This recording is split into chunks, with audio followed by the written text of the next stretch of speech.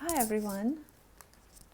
Today I wanted to talk about the fact that a lot of our experience of life, a lot of what we spend so much time suffering with, a lot of what we spend so much energy on processing is our reactions to the stories that we create about the events that are happening.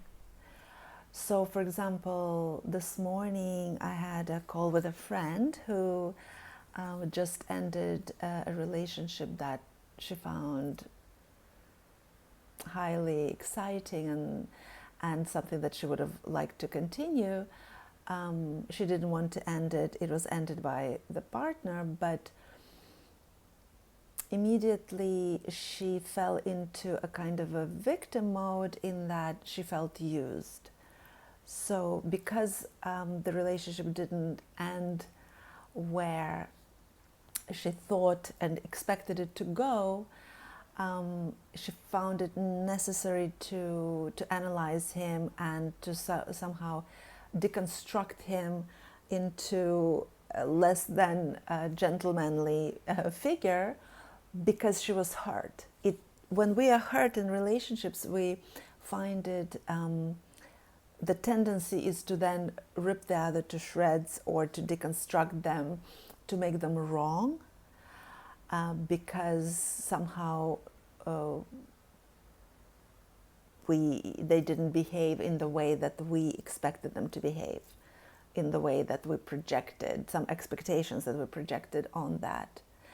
So, for example, the fact that she felt used, I asked her to understand what she received from the relationship, because that's the thing, we wouldn't have stayed in the relationship if we weren't getting something from it.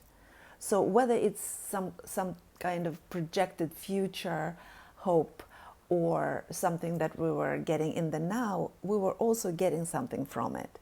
So when the relationships end, it doesn't mean that we were used, because in a way we can say we were using each other.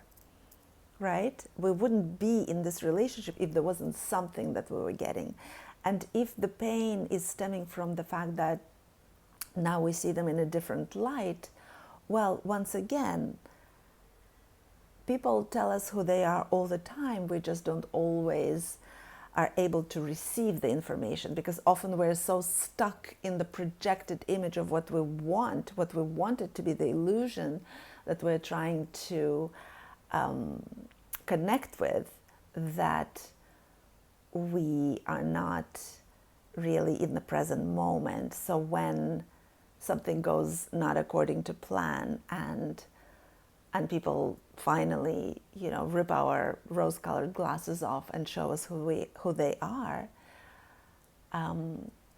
if we're honest with ourselves, we probably have seen who they are all along. They showed us, they told us, but we weren't able to receive this information. In the same way, I had found that when I'm triggered in relationships, there is a lot of turmoil, there is a lot of suffering, there is a lot of processing, there is a lot of obsessive thinking, and once again, a lot of blame of the other for causing me this pain.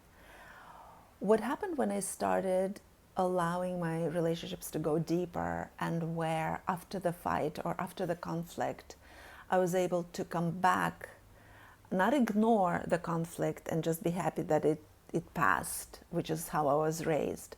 But when I started daring to go back to the conflict, post-conflict, right, when the energies are more settled, and have a conversation out of curiosity, not out of attack, but out of curiosity, to understand what compelled him or her to do or to say or not to do or not to say what they did, I invariably found out that what was motivating them, what was their intention, had nothing to do with my assumption and the story that I created around the same situation. So all the suffering, everything that I went through, the pain I felt in the process, was completely self-inflicted because I was reacting not to what was actually happening, but to my interpretation of the story. So I just wanted to share this today because so much of our suffering, and this is invariably in every relationship, at work or at home or with our children, so much of what we are reacting to is not so much what the other actually has said or done, but our own perception of the story, of the situation, the story that we create around it. And often it has very little to do with what's happening in the now and a lot to do with what we've experienced in the past. So what we bring into our relationships is our baggage from the past, and often we judge the partners with whom we're in relationship now based on the partners we used to have when we were wounded in the first place, which probably was our parents anyway. So we are often judging our partners based on experiences that we had long before we entered into this particular relationship with people that are very different and have nothing to do with the current partner. So really wanted to share this with you, and I invite you to